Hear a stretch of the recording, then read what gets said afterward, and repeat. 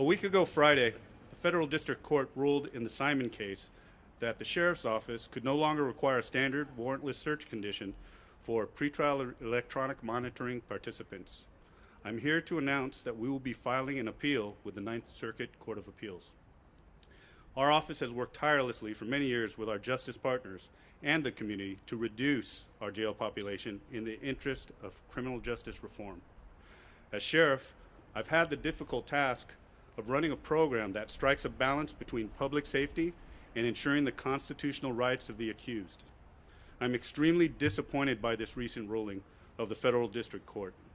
The ruling fails to see the value of pretrial electronic monitoring as a program that allows incarcerated individuals, often charged with serious and violent felonies, to receive services and opportunities in the community that provides them a chance to succeed while awaiting the resolution of their criminal matters. No one defendant should be defined by their worst day.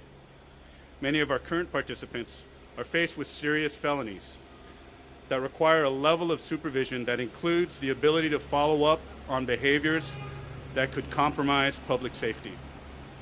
It is for that reason that from the onset of this case, our office and the City Attorney's Office have repeatedly made it clear that we could not safely administer this valuable program without the warrantless search condition.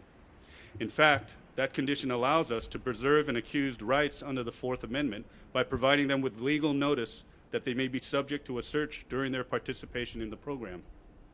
Removing conditions that keep everyone safe, in essence, removes the tools we have to provide this important alternative to the jail. The federal court's decision in this case is not in the interest of public safety. As a result of this disheartening decision, judges will have fewer options available for criminal defendants.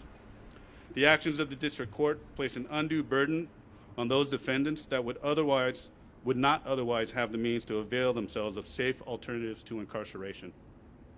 Despite all of this, our office and our justice partners are prepared to deal with the effects of this order and the effects on the justice system, including an increase in our jail population and the opening of additional housing space for the incarcerated.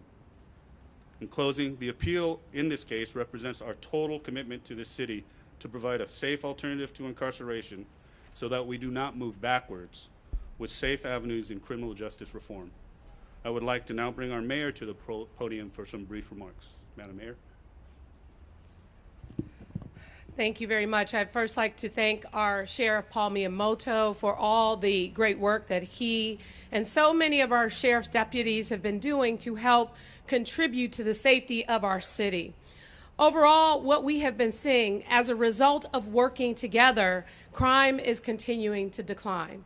But San Francisco is a major city, and things will happen, and we need to make sure that we have the tools we need to keep the public safe.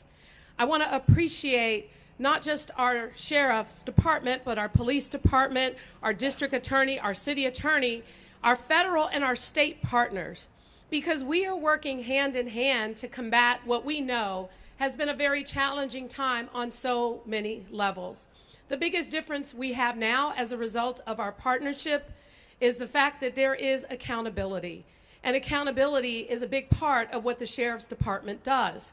When providing people with ankle monitors and allowing them to go back on the streets while they await trial and deal with the challenges of the things that they may have been arrested in the first place, it does give us an opportunity to provide an important reform tool that gives people second chances and that works with the community.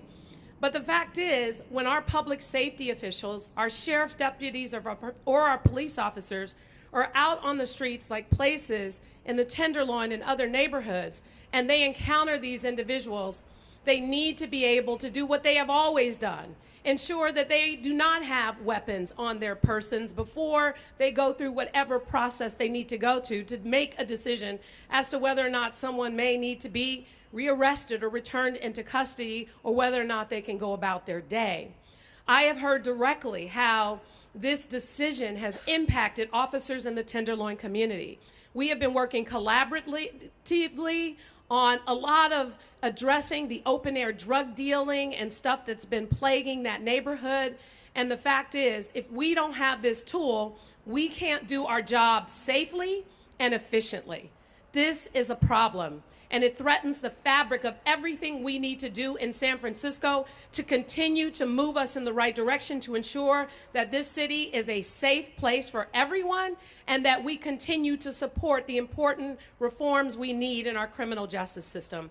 That's why we all stand together as partners to ensure that we are able to move forward with this, and we wholeheartedly support the sheriff's decision to make sure that he is doing everything he can to protect the sheriff deputies that are the ones expected to go out and enforce these various ankle monitors, the individuals who are wearing ankle monitors, as well as the San Francisco Police Department. And we stand together in this decision, and we'll hope that the judge sees fit to reverse that decision so we can continue to do everything we can to keep San Francisco safe. Now, with that, I'd like to introduce our District Attorney, Brooke Jenkins. Thank you, Madam Mayor. Thank you, Sheriff Miyamoto. Not only am I the District Attorney at this time, but for many years I spent every day coming into this courthouse to handle cases, unlike our last two district attorneys here in San Francisco. And so I've seen firsthand what the electronic monitoring program is and how vital it is that we have a warrantless search condition as a part of that release so that the Sheriff's Department and other law enforcement agencies can ensure that those individuals who have the privilege of being out of custody and on that ankle monitor are abiding by all of our laws, and so that they are not out there committing more crime in San Francisco. The court's ruling, as you have just heard, has completely hampered the Sheriff's Department's ability to truly make sure that that program is enacted safely. And that is why we are here today. Critics may say that, once you're on that monitor, that you should be allowed to proceed freely. But the monitor is, again, a privilege, not a right. And the court in San Francisco has, at a rate that is extraordinary, and oftentimes reckless, put repeat offenders onto those ankle monitors who we know have continued to sell drugs in our city, continue to commit violent crime in our city. And the Sheriff's Department and other law enforcement agencies need to have the ability to curb that behavior, to make sure that if they encounter someone in a location that they shouldn't be in, that they also have the right to search them to see if they are in possession of narcotics that they are selling and or weapons, so that we can continue to keep the community safe, but also inform the court and my office of additional criminal behavior that people may be committing in our city so that it can be addressed appropriately. And so at this time, I stand behind and with everybody that you see here, because I do believe that the sheriff's decision is warranted. Unfortunately, as you heard, that is going to mean potentially that more people have to be incarcerated because the court is not going to have this option. The other thing that we are going to be tracking as a district attorney's office is how the court responds and whether or not they will be seeking to place other people on private monitoring that is less effective than what the sheriff was doing. And so we will be watching very closely from my office's standpoint whether or not decisions continue to be made in this courthouse that do not promote the safety of our public here. But again, it is unfortunate that we are in this position. And we will continue, from my office's vantage point, to do everything that we can to articulate to the court what needs to happen to promote public safety in this city. And at this time, I will turn it over to our city attorney, David Chiu. Thank you very much. Let me first start by thanking all of our incredible partners when it comes to public safety, from our mayor to our police department, to our DA's office, to our probation department, and of course to our sheriff's department. As a former criminal prosecutor, I worked side by side with sheriff deputies every day and saw how important the work they're doing to keep us safe and the risks that they are taking every day in order to do that. I'm here as our city attorney today, in joining our city officials in expressing deep disappointment in the recent ruling in the Simon case. The court's decision was unfortunate. It does not comport with the practical implementation issues that the sheriff's office must address every day to keep our communities safe. And let's talk about the real fact of the matter. The fact is, many defendants enrolled in the sheriff's office pretrial electronic monitoring program are facing serious and violent felony charges. For example, San Francisco Superior Court judges allowed all three named plaintiffs in the Simon case to be released from custody into the P-10 program based on evidence of their attacks on family members, on intimate partners that led to charges of felony domestic violence, assault with a deadly weapon, and other crimes. The warrantless search conditions that we're talking about today are voluntarily agreed to by defendants. They allow our sheriff deputies to search participants' persons, properties, cars, or homes, conditions that are required to protect public safety and officer safety to determine whether a defendant is abiding by conditions of release. And we're talking about gun, drug, stay away, electronic, contraband conditions. These conditions also allow the sheriff deputies to conduct safe home checks, which are critical to ensuring that there are no weapons, crime victims, contraband, or illegal activity taking place at the home of a defendant. And as you can imagine, these home checks are particularly important in domestic violence cases. We know that this condition is clearly essential for public safety. And as our sheriff said from the start of this case, he and our office has made it repeatedly clear that they could not safely administer the P-10 program without this condition. Given this recent federal order, the sheriff's office can no longer administer the program in a way that protects the public, victims, or sheriff deputies. This order has put the sheriff and his deputies in an impossible, difficult position. If they're unable to search defendants accused of violent felonies for weapons in real time or conduct home checks, that does not protect public safety.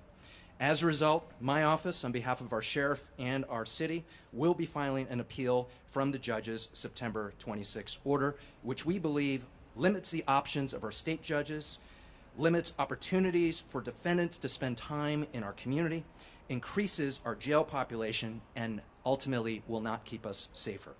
We are going to continue to advocate in court for options that allow this program to continue while ensuring public safety, but until then, the most prudent path is to stop enrolling new participants in this program. With that, I'm going to turn it back over to our sheriff. And that at this time, I also want to recognize that Crystal Tulloch, our Chief Probation Officer, is here in support of our efforts to make sure we keep San Francisco as safe as possible. At this time, I'm open to questions for any of us in regards to the issues that we are talking about. Yes? So no new enrollees, but current enrollees will continue? Current enrollees are continuing the program unless they are recalendared for consideration of their status by the courts. Yes? Have you already opened up more housing? And if so, how much and where? We have opened up 2 additional dorms in response to the increase in our population over the past year. We anticipated increases not just based on this decision, but also in anticipation of whether or not certain propositions are about to pass. The continuing efforts, our public safety efforts, also will lead to additional increases in our population. So we had 2 dorms that are available to be opened to accommodate the challenges we may face as a result of this decision. Each dorm has 60 beds. Yes?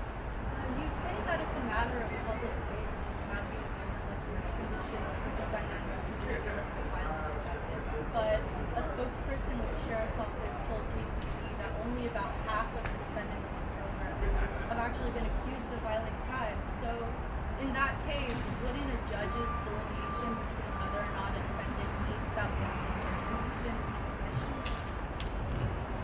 So it is still the judge's determination on all of these cases on whether or not somebody would be would avail themselves of this program. We operate on court orders, so the court orders us to put people on to these programs, and that's part of the issue. It's not just the serious violent offenders. We do have others, as you recognize. There's over 200 or so out of the 400 that have serious or violent felonies that are enumerated. The felonies, though, also contain charges and cases which, other than by name only, are still serious. Domestic violence, for example, as was mentioned by the city attorney, that's considered a felony, not a serious or violent felony. But we still have people on electronic monitoring with those cases. And as mentioned, those are the 3 individuals who are in the current case. To the district attorney, what does this mean for your prosecutors as they are now doing through the arraignments process? What are your options in trying to figure out how to protect the public safety and bringing options for what's going to happen with people charged. What this ruling actually does is make it much more difficult for the court, their analysis, and for the defense, quite frankly. In many of these cases, we have actually requested detention, but yet this is being used as a less restrictive alternative. And so now the court will not have the option of this less restrictive alternative. It will either be complete release with no conditions really, or detention. And so our position will always be and continue to be that we advocate for what we believe is best for public safety. That will not change. And so that's what I would have to say to that. I just want to point out something. While 50% may be serious and violent felonies, we still have a large degree of our fentanyl dealers on ankle monitors. And while that may not necessarily be considered by the penal code to be a violent crime, they are killing more people than our violent offenders right now. And so for me, that is something that we must take seriously. They are people who we often find or see back in the Tenderloin and South of Market area, who oftentimes are carrying weapons and other drugs that they are selling.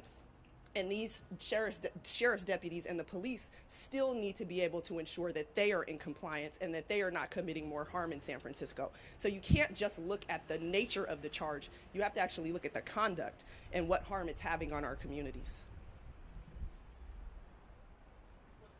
Yes.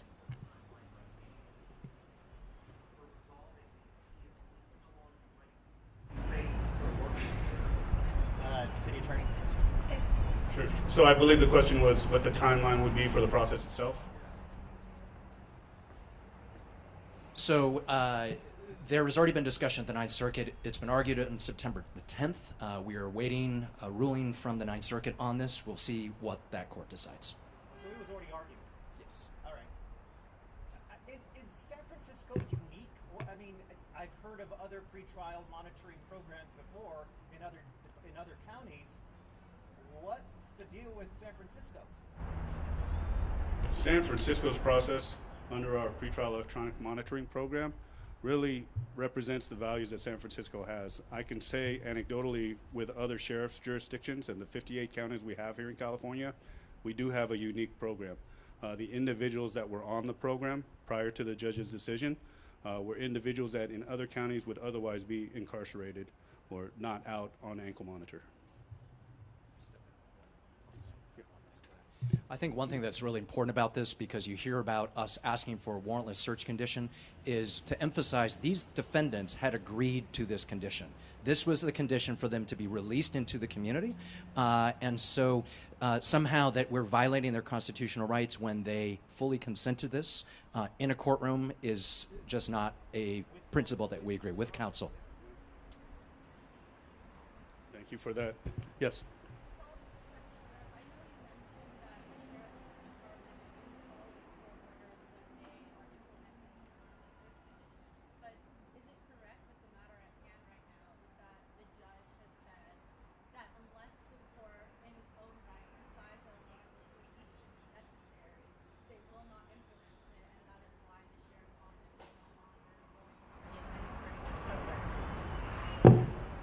The decision itself, and I'll defer to the city attorney for that in terms of that, but there was an injunction imposed on us, and the judge's order references our violation of that injunction by continuing the search condition. I'll let the city attorney expound on that.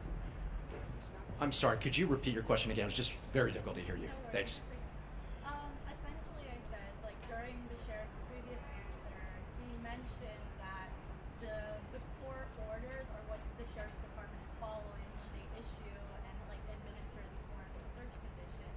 But the matter at hand, when the judge made their ruling, was that the court, in its own right, without any influence from the sheriff's department, must be able to decide whether or not a warrantless search condition is necessary. So is this not a matter of the sheriff saying, I will not administer this program unless we are able to decide to implement these warrantless search conditions? So two things I want to say. I'm actually going to invite up Alex Holtzman, who's actually the attorney that has been representing the Sheriff's Department in this case. The sheriff is an independent elected officer. He has the right to determine what the conditions are of a program that he is going to be implementing, and in this case, he has decided that to protect the safety of the public as well as to ensure the safety of his deputies, without this warrantless search condition, it's just not workable. But I want to ask Alex to fill in the blank on a good portion of your question. So two points to make. I think the first is, as some of the other speakers have highlighted, each time someone is placed on the pretrial electronic monitoring program, the Superior Court judge reads to them the conditions that they will be agreeing to, says that this is a court order, and orders the conditions in place. The defendant then agrees out loud in court to the judge while represented by counsel, and signs the court's order. I think the second point to make is that there is an issue of deputy safety, public safety, and victim safety here that is uniquely within the purview of the sheriff and in the courts of the city.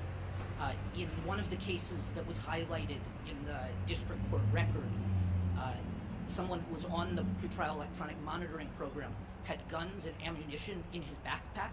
Because he knew that the deputy who was approaching him could search that backpack, the defendant dropped the backpack and ran away. We don't know, we can't know whether, absent that warrantless search condition, the deputy who was approaching that defendant would have gotten shot. But instead, the defendant knew that the deputy could search the backpack, and so dropped the backpack and ran, and deputies were kept safe that day.